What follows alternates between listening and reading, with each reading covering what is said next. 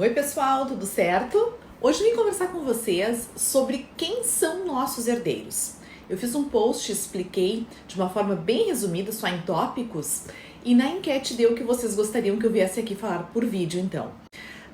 Vou falar de uma forma bem geral, porque sempre cada caso é um caso e merece toda a análise e cuidado para a identificação precisa dos herdeiros. Então tenham em mente que esta é realmente uma regra geral e que é a base, então, que a gente utiliza para uma análise mais acurada de cada situação, certo?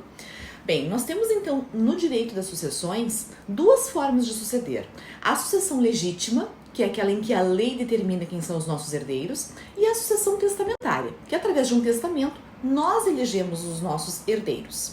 Se não tem testamento, o que vale? A sucessão legítima, o que está na lei. Bom, e o que está na lei então? O Código Civil prevê que são nossos herdeiros na seguinte ordem: os descendentes, e entre os descendentes, primeiro vem os filhos, depois os netos, depois os bisnetos.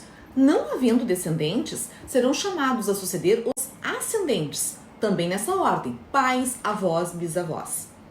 Não havendo nem descendentes, nem ascendentes, os colaterais, são parentes até o 4º grau, serão chamados a suceder na ordem seguinte: irmãos, sobrinhos, tios e primos. Mas se o falecido for casado ou viver em união estável, esse companheiro ou cônjuge vai concorrer na herança já junto com os descendentes, a depender do regime de bens que vigora naquela relação. Então, o regime de bens é determinante para a sucessão do cônjuge ou companheiro. Nessa ordem de vocação hereditária, onde se chama então os herdeiros que estão nesta fila para receber a herança, quando os cônjuges ou companheiros concorrerem com os descendentes, portanto, quando o falecido deixou descendentes, o regime de bens vai determinar se esse cônjuge ou companheiro concorrerá com o filho, por exemplo, do falecido. Dependendo do regime, ele será herdeiro ou não. Quando não tiver filhos, quando serão chamados os ascendentes à herança, a suceder, o cônjuge e o companheiro sempre concorrerá, independente do regime de bens. Aí não é tão importante identificarmos o regime para sabermos se o cônjuge ou o companheiro será herdeiro, porque ele será. A única importância do regime é para identificarmos a herança, se há uma meação ou não nesse caso. Vamos analisar a sucessão, então, em 3 situações bem distintas. No caso em que o falecido era casado no regime da comunhão universal de bens, no outro caso era casado no regime da separação de bens e, terceiro caso, se fosse casado no regime da comunhão parcial de bens. Primeira situação, a comunhão universal de bens. Vamos lembrar que nesse regime, todo o patrimônio é comum do casal. Nesta situação, o viúvo é meeiro de tudo. Ele tem a metade do patrimônio, mas não é herdeiro de nada. Portanto, ele vai permanecer dono da metade desses bens que já eram dele em vida. A outra metade, que é o patrimônio do falecido, será a herança que será transmitida aos seus descendentes. Portanto, na comunhão universal de bens, o viúvo é meeiro de tudo e não é herdeiro de nada junto com os descendentes. Se o falecido era casado sob o regime da separação total de bens, aí temos que lembrar que, em vida, esse patrimônio do falecido era um patrimônio particular dele, exclusivo dele, porque nesse regime não há comunicabilidade dos bens. Portanto, há apenas o patrimônio particular dele e o patrimônio particular dela.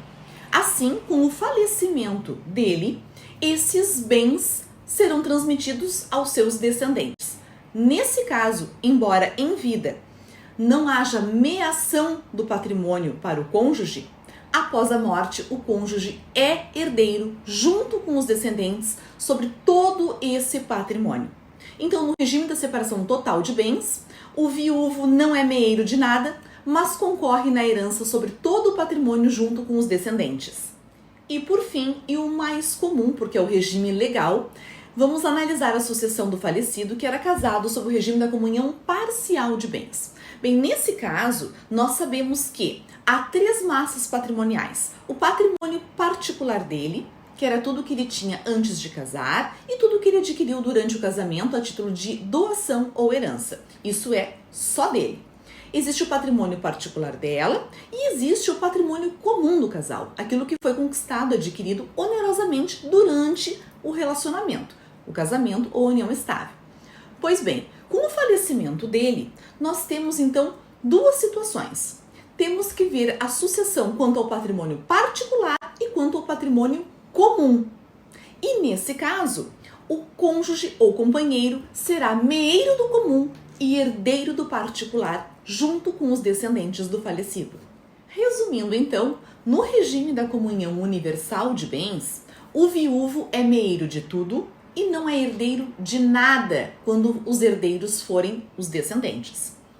No regime da separação total de bens, o viúvo não é meeiro de nada e será herdeiro junto com os descendentes sobre todo o patrimônio.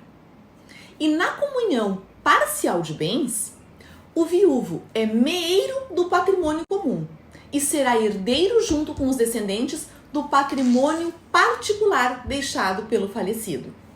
Por fim, é importante que se diga que se não há descendentes, serão chamados a suceder os ascendentes do falecido. E nesse caso, o viúvo sempre concorrerá, porque quando forem herdeiros os ascendentes, independe do regime para que o cônjuge ou o companheiro concorra na herança. Então, nesse caso, ele sempre herdará junto com os ascendentes, dividindo igualmente essa herança. Certo, pessoal? Espero ter ajudado e sempre lembrando que este é um caso geral, uma norma geral a ser aplicada ao caso concreto, que sempre precisa de uma atenção e um cuidado bem específico para determinadas situações, porque até mesmo para identificarmos o patrimônio comum e o patrimônio particular, é importante observarmos as regras de cada regime de bens. Certo? Um abraço!